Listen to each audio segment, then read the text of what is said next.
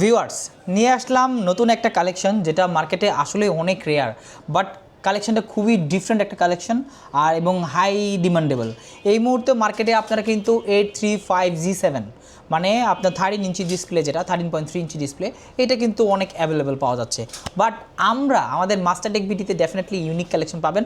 এখন নিয়ে আসছি 835G8টা, আপনার যেটা রাইজেন 5-এর 5000 মানে 5650 ইউ যে মডেলটা আছে, আপনার প্রায় 512 MB ডেডিকেটেড গ্রাফিক্স থাকবে, 5000 সিরিজের রাইজেন 5-এর ল্যাপটপ থাকবে।